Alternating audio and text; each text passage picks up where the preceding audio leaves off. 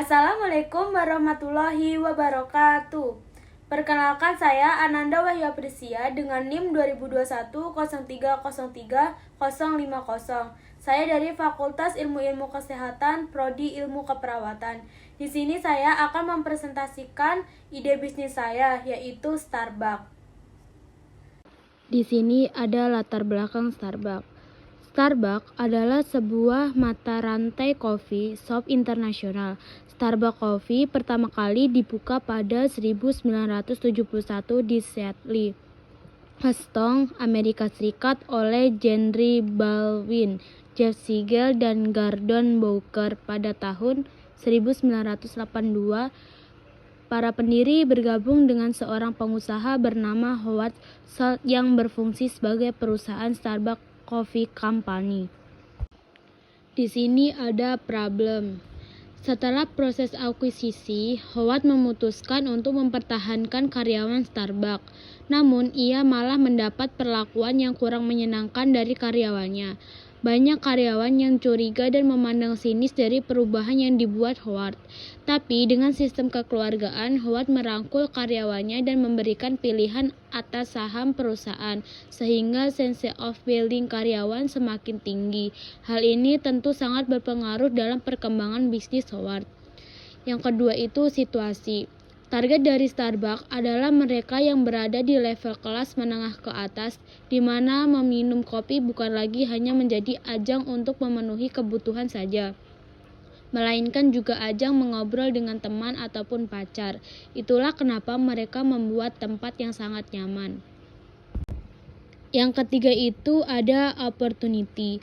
Berbeda dari Starbucks yang dulu belum didiskusikan oleh Howard, kini Starbucks telah menjadi kedai kopi yang mendunia dan populer di Indonesia. Ekspansi ini tidak dilakukan Howard sendiri. Ia dibantu oleh Orrin Smith, CEO Starbucks yang dipilih langsung oleh Howard untuk mengembangkan bisnisnya di seluruh dunia. Saat ini Starbucks telah memiliki puluhan ribu cabang di seluruh dunia dan siap memanjakan lidah para penikmat kopi espresso. Itulah cerita di balik kesuksesan Howard. Selain semangat dan tekadnya yang kuat, Howard juga memiliki prinsip yang selalu ditanamkan kepada karyawannya, yaitu utamakan keramahan pada konsumen. Namun untuk mengembangkan sebuah bisnis, Anda tidak hanya membutuhkan prinsip ataupun tekad. Laporan keuangan juga merupakan salah satu hal penting yang harus dimiliki oleh sebuah perusahaan. Dengan laporan keuangan, Anda dapat lebih mudah mengetahui posisi keuangan bisnis Anda. Selanjutnya itu ada segmenting. Pada segmentasi terdapat beberapa poin, yaitu demografis, geografis, dan fisiografis.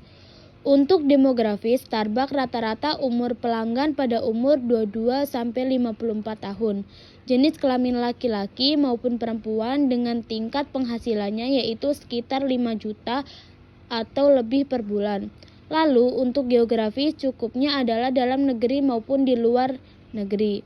Sedangkan untuk fisiografis yaitu memiliki gaya hidup dan glamour, menyukai gaya hidup yang berbeda dan tergolong masyarakat menengah ke atas. Yang kedua itu ada targeting. Pada targeting pasar, Starbucks memiliki kalangan menengah ke atas untuk menjadi target pasarnya.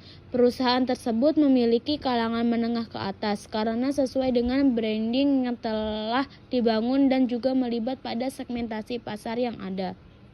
Yang ketiga itu ada positioning. Pada pemilihan letak outlet, Starbucks hanya memiliki mall atau kawasan dengan kalangan menengah ke atas untuk membuka outletnya. Ia yakin bahwa produknya dapat laku keras di kalangan tersebut. Kegiatan promosi pemasaran ini pas dilakukan dan tempat sasarannya dengan segmen pasar yang dituju yaitu pada mereka yang menginginkan pengalaman minum kopi. Baik Starbucks berhasil membangun merek yang kuat di hati pelanggan, sehingga menjadi pelanggan yang setia, yang berarti pelanggan bahkan tidak mempertimbangkan merek lain. Ketika mereka pergi untuk membeli kopi, mereka segera akan memilih Starbucks karena itu adalah kopi untuk siapa saja yang benar-benar mencintai kopi. Ada analisis Frio. Kehadiran global yang kuat, valuable-nya yes, rare-nya yes, inimitable-nya yes, organization-nya yes. Kopi spesialnya itu valuable-nya yes, raranya no, ini table-nya no, organisasinya yes. Yang terakhir itu suasana kelas atas dan nyamannya, valuable-nya yes, rare-nya yes, ini table-nya no, organisasinya yes. Selanjutnya itu ada analisis SWOT. Yang pertama itu ada strength, terdiri dari inovasi, pembukaan cabang toko yang cepat, finansial yang kuat dari perusahaan. Yang kedua itu weakness, yang terdiri dari rendahnya kekuasaan karyawan. Yang kedua, organisasi terfokus pada US. Yang ketiga, urutan produk yang kecil. Yang ketiga itu ada opportunities, yang terdiri dari peluang investasi baru di pasaran. Yang kedua, pembukaan toko cabang baru, memberikan peningkatan dan kemajuan khususnya pada pasar kopi. Yang terakhir itu ada threats, yang terdiri dari yang pertama persaingan yang semakin meningkat, yang kedua perubahan dalam persepsi pelanggan. Analisis PST. Analisis PST ini terdiri dari 4. Yang pertama itu politik, yang terdiri dari kebijakan pajak dan undang-undang ketenagakerjaan suatu perusahaan dapat berdampak khusus pada penjualnya. Pemerintah yang banyak di negara mungkin memiliki beberapa undang-undang yang ideal untuk bisnis. Yang kedua itu ada ekonomi. Ekonomi terdiri dari sebagian besar negara berkembang memiliki ekonomi yang sedang berkembang.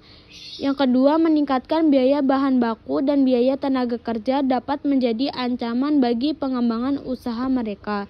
Yang ketiga itu sosial, yang terdiri dari perubahan gaya hidup masyarakat.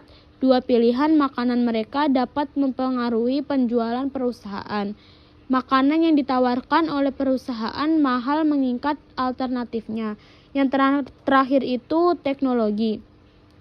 Bantuan teknologi yang semakin meningkat dapat membuat perjalanan kopi dari kebun ke cangkir menjadi lebih encer dan lebih cepat. Yang terakhir, sering meningkatnya pembelian smartphone. Lebih banyak orang dapat mengakses layanan pesan antar untuk mendapatkan kopi dari rumah. Sekian presentasi ide bisnis saya. Jika ada salah kata mohon maaf. Wassalamualaikum warahmatullahi wabarakatuh.